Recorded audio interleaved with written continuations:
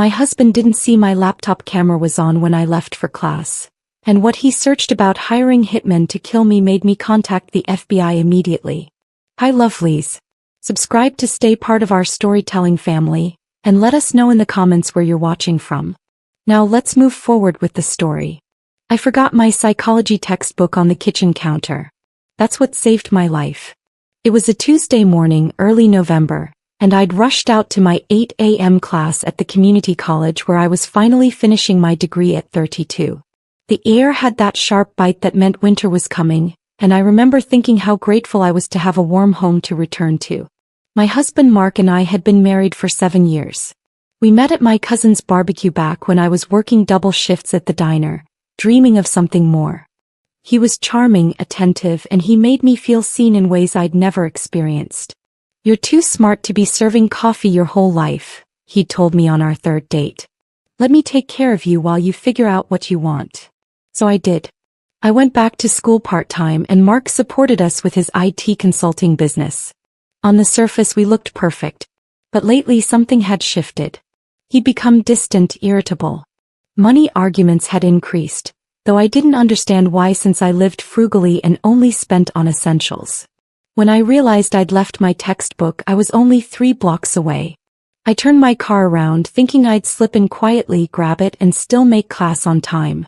I unlocked the front door as quietly as possible, not wanting to disturb Mark who was working from home.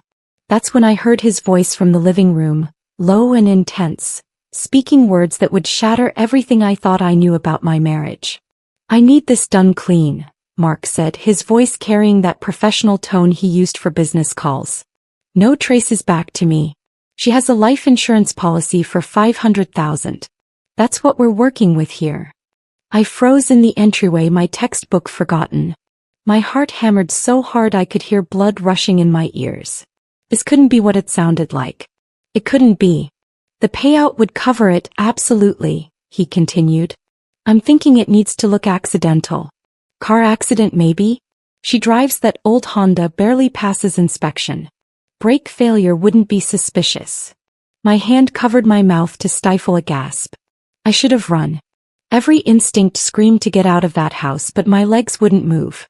This was Mark. My husband. The man who held me when my grandmother passed. Who brought me soup when I had the flu. Who promised to love me forever. "Monday works," he said after a pause. "She has night class. Route 47 is always empty after 9. Yeah, I can make sure she takes that way home."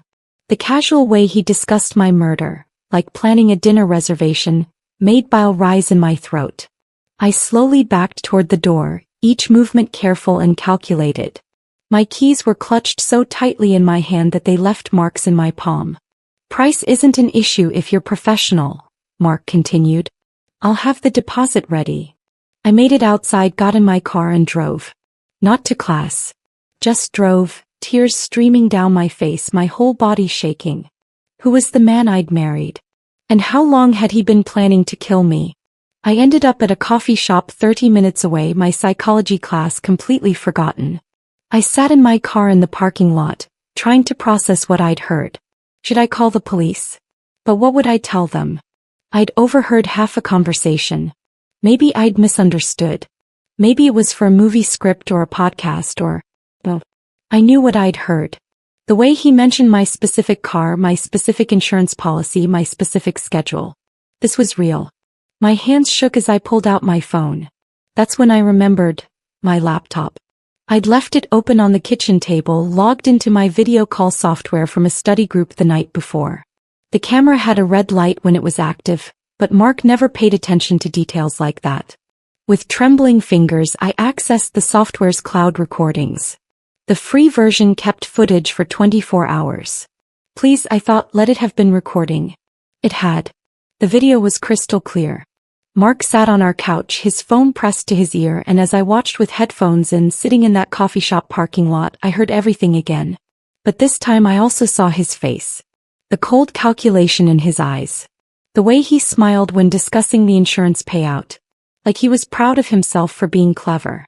"She doesn't suspect anything," he said at one point. "Still playing the devoted wife, going to her little classes, thinking she's building a future. The contempt in his voice broke something in me. This wasn't a stranger. This was the man I'd chosen, the man I'd trusted with my life, my dreams, my vulnerability. I watched the recording 3 times, each viewing revealing new horrors. At one point, Mark walked to our desk and pulled out papers. My life insurance documents. I watched him photograph them with his phone. Got the policy details, he said. Full coverage, no suicide clause after 2 years. We're past that. Beneficiary is solely me. She never thought to change it, even though her financial advisor suggested splitting it with her sister last year. My financial advisor. Mark had been in that meeting. When Mr. Rowland suggested I split the policy between Mark and my younger sister Tasha, Mark had gotten upset. Don't you trust me? He'd asked later, hurt in his eyes. Are you planning on leaving me? I'd felt guilty and kept him as the sole beneficiary. To prove my love. God, I'd been so stupid. The recording continued. Timeline is crucial. I've been documenting her mental health struggles for 6 months now. Journal entries on my laptop, emails to myself expressing concern about her depression, screenshots of her crying in our bathroom. Building a narrative, you know? Just in case anyone questions anything. Mental health struggles? I'd been stressed about midterms, sure. I'd cried exactly once in the past 6 months, after failing a chemistry exam. He'd photographed me during that vulnerable moment. Her sister will be devastated, but she's in California, doesn't visit much, Mark continued. Parents are deceased. No one's really paying close attention to her except me. That's the beauty of it, I'm her whole world. He was right. I'd isolated myself without realizing it, focused on school and our marriage. My friends from the diner had drifted away. Tasha and I texted weekly but hadn't seen each other in person for almost a year. I sat in that parking lot until my coffee went cold, watching and rewatching the video. But I needed more information. If I was going to the authorities, I needed everything. I accessed our bank accounts on my phone. Accounts I rarely checked because Mark handled all that financial stuff to free up my time for studying. What I found made my stomach drop. Our joint account, where his business income was deposited, showed consistent withdrawals of $2,000 every month for the past year. The memo line simply said, investment. $24,000 gone to something called Prestige Holdings LLC. I searched the company name. Nothing came up. No website, no business registration I could find easily. That's when it clicked. This wasn't an investment. This was him preparing. Moving money where I couldn't access it. I checked my personal account, the one with my student loan refunds and the small amount I'd saved from my old diner job. It had $147. It should have had nearly $3,000. I went through the transactions with growing horror. Small withdrawals, never more than $50 at a time, all marked as ATM withdrawal. But I never used ATMs. I had debit cards. He'd been draining my account so slowly I hadn't noticed. Setting me up to be financially dependent, making sure that if I did somehow survive his planned accident, I'd have nothing to run with. My phone rang. Mark. I stared at his name on the screen, my throat tight. The photo that popped up was from our honeymoon, him grinning at the camera, sun-kissed and happy. That version of Mark felt like a stranger now. I let it go to voicemail. The voicemail notification appeared immediately. With shaking hands I pressed play. Hey baby, you left your textbook. I saw your car was gone. Did you make it to class okay? His voice was warm, concerned. Perfect husband material. I'm heading out for a lunch meeting, but I'll be home by 3. Love you. Call me back. The normalcy of it made me want to scream. How could he sound so loving while plotting my murder? I thought about the nights we'd spent curled up on the couch watching movies. The way he'd kiss my forehead before I left for early classes. Had any of it been real? Or was I married to a complete psychopath? I needed to be smart about this. If I confronted him, I'd be in immediate danger. If I ran without evidence, he could spin it as me having a breakdown, those fabricated mental health concerns he'd mentioned. I needed help, needed someone who could navigate this legally. My first call was to Tasha. She answered on the second ring, her California sunshine voice a stark contrast to my dark reality. Sis. Sup? How's the college life? Tasha. My voice cracked. I need help. I need you to listen carefully and not freak out. What's wrong? Are you okay? Is it Mark? I told her everything. The overheard conversation, the video recording, the bank accounts. She was silent for a long moment after I finished. I'm booking a flight right now, she said, her voice steel. Don't go home. Stay somewhere public. I'm calling my friend Devin. He's FBI, works in criminal conspiracy. This is beyond regular police. FBI. I whispered. Your husband is plotting your murder, documenting fake mental health issues, and draining your finances. This is calculated, premeditated, organized. Devin can help. Send me that video immediately. Devin Hart arrived at a restaurant where I'd been waiting for 2 hours. My coffee cup refilled so many times the waitress looked concerned. He was younger than I expected for an FBI agent, maybe late 30s, with sharp eyes that assessed everything. Mrs. Johnson, he said, sliding into the booth. I'm Special Agent Hart. Tasha sent me the video. I need to ask you some questions and I need you to be completely honest with me. I nodded, unable to find words. Has your husband ever been physically violent with you? No. Never. He's been perfect. Until recently when he got distant. Financial abuse is still abuse, Devin said gently. Isolation, control of finances, monitoring your activities. These are all signs. I've reviewed the video. What your husband discussed constitutes solicitation of murder. But I need to verify the person he was speaking to actually intends to harm you, not just scam him. You think he might be getting scammed? The absurdity almost made me laugh. It happens more than you'd think. Dark web hitmen, who just take deposits and disappear. But we can't take that chance. I need you to let me copy that video to our secure servers, access your bank records, and most importantly, I need you to go home tonight and act normal. What? Fear shot through me. He's planning to kill me Monday. That's 5 days away. Which is why we need to act now. If you disappear, he might panic and accelerate his plans or destroy evidence. We need him to believe everything's normal while we build an airtight case. Devin leaned forward. I know this is terrifying, but I'll have surveillance on your house within the hour. Unmarked vehicles, agents watching 24/7. You won't be alone. Going home that evening was the hardest thing I'd ever done. I pulled into the driveway at 5:47 p.m., my hands white-knuckled on the steering wheel. An unmarked sedan was parked 3 houses down. My FBI shadow. It should have been comforting. It wasn't. Mark met me at the door with a smile. There you are. I was starting to worry. How was class? I skipped it, I said, forcing normalcy into my voice. Wasn't feeling well. Drove around for a bit, ended up at the library studying. You should have called me, baby.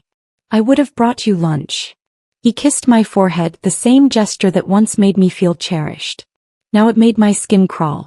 We went through our evening routine like actors in a play. He made dinner, spaghetti with garlic bread, my favorite. I pushed food around my plate, hyper-aware of everything.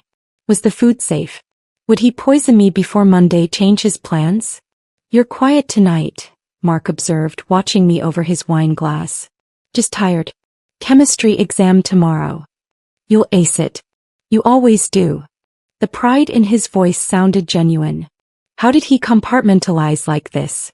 Hey, I was thinking we should take a weekend trip after your finals. Getaway, reconnect. Feel like we've been distant lately. Yeah, I managed. That sounds nice. After dinner, I excused myself to study in our bedroom. My laptop was exactly where I'd left it on the kitchen table that morning, now closed.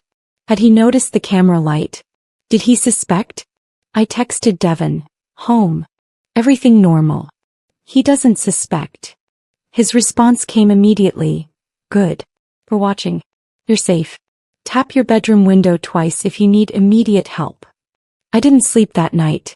Just lay next to my husband, listening to him breathe, wondering how many other nights he'd lain there planning my death. Thursday morning, Devin arrived at my college campus during my break. We met in his car parked in the back of the lot. We traced the number he called, Devin said without preamble. It goes to a burner phone, but we've identified the user through cell tower triangulation and cross-referencing. His name is Raymond Burris, 43, 2 priors for assault. He's been on our radar for suspected involvement in organized crime, but never enough to charge. So it's real, I whispered. He really found someone to kill me. We're executing a warrant on Burris today.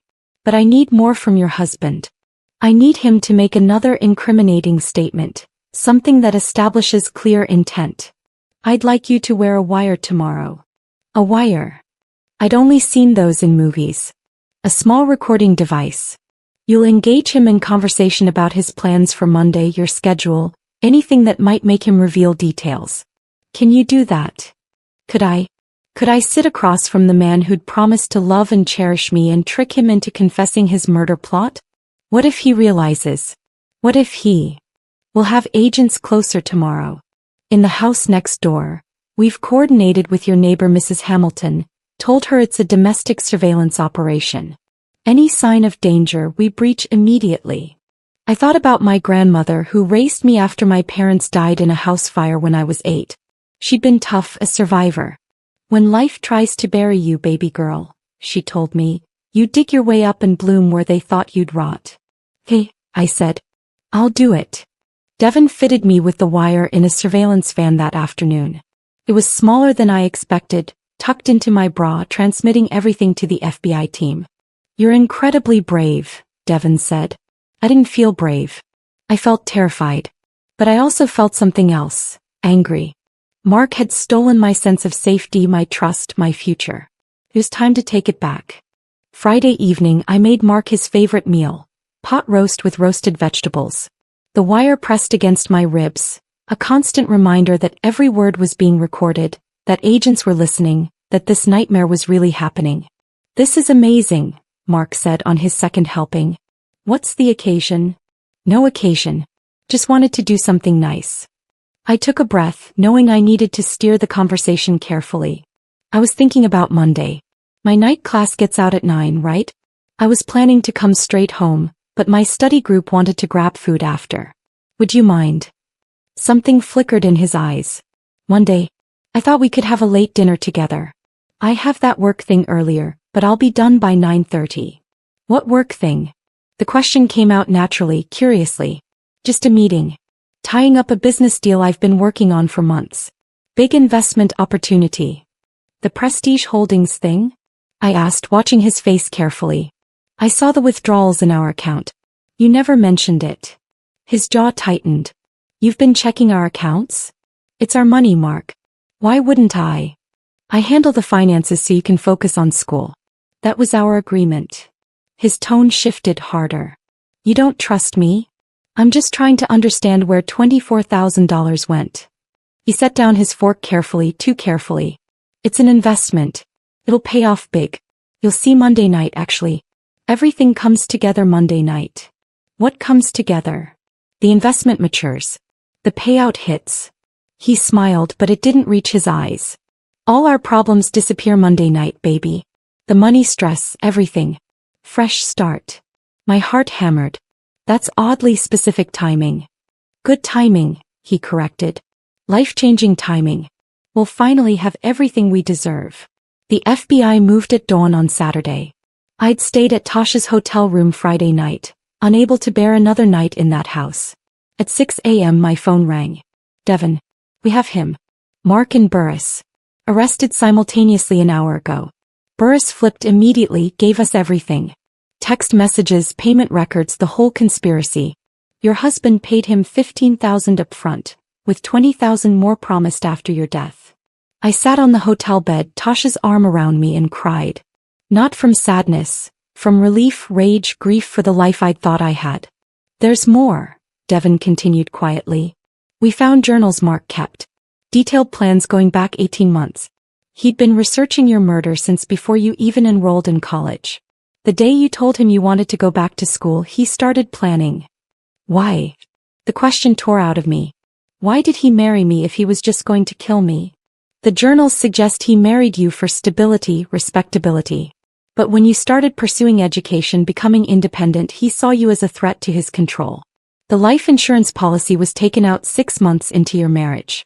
I think he's been planning this all along. Tasha's grip tightened on me. That monster. We also found evidence of other suspicious activity. A previous girlfriend died in a car accident 4 years before he met you. We're reopening that investigation. I'd never asked about his dating history. He told me I was his first serious relationship, that he'd been waiting for someone special. Had that woman been murdered too? How many had there been? What happens now? I asked. He's being charged with solicitation of murder, conspiracy to commit murder, wire fraud and financial exploitation. With Burris's testimony and the evidence, he's looking at life without parole. Life. He'd get life. He'd get my life back. The preliminary hearing was held on a gray Wednesday in December. I sat in the courtroom, Tasha on one side, Devin on the other, and watched Mark in his orange jumpsuit, hands cuffed, looking smaller than I remembered. His lawyer tried to argue entrapment, that I'd baited him into incriminating statements. The judge wasn't buying it. Mr. Johnson initiated contact with a known criminal, Judge Martinez stated, reviewing the evidence. He discussed specific methods, timing, and financial motivation. The defendant's wife acted in self-defense by recording conversations after discovering the plot. Motion denied. Then came Burris's testimony. He detailed everything: the initial contact through a dark web forum, the negotiation of price, the discussion of methods. Mr. Johnson was specific, Burris said in his gravelly voice. Wanted it to look like brake failure. Provided me detailed information about his wife's schedule, her route home from school, even the isolated stretch of Route 47 where cell service was spotty. And what was your intention? The prosecutor asked. To take his money and do the job. He'd paid $15,000 up front. I'd done work like this before. No remorse in his voice. This was business to him. But the most damning evidence came from Mark's own journals, read aloud in court. One entry from 13 months ago. She's getting too confident with this school thing. Thinking she doesn't need me. Need to remind her who's in control. Or maybe it's time to cash in. The policy would set me up nicely. Could move to Florida, start fresh, tell people I'm a grieving widower. Another entry dated 3 months ago. Contacted someone who can make this happen. Perfect. Everyone will sympathize with the devastated husband who lost his wife tragically. Might even write a memoir about grief. He'd planned to profit from my death twice. Insurance and a fucking book deal. Mark was sentenced to life without parole on a cold January morning. I didn't attend. Tasha went in my place, wanting to witness justice being served. I stayed in my new apartment across town, packing the last of my belongings, preparing to move to California with my sister. The divorce was finalized 2 weeks after his sentencing. I got everything. The house, which I immediately sold, the remaining money in our accounts, even half of his business assets. His lawyer protested, but the judge ruled that since he'd attempted to murder me for financial gain, he deserved nothing. The life insurance company cut me a check for $500,000 as a settlement for their policy being intended for fraudulent purposes. Blood money, but it would pay for my education and a fresh start. My psychology professor wrote me a letter of recommendation that made me cry. Your resilience in the face of unimaginable betrayal demonstrates the strength of character our program seeks to nurture, she wrote. I told her everything after the arrest. She'd given me extensions on all my finals and helped me finish the semester. On my last day in town, I visited my grandmother's grave. I dug my way up, Grandma, I told the marble headstone. Just like you taught me. And I'm going to bloom so damn hard they'll see it from space.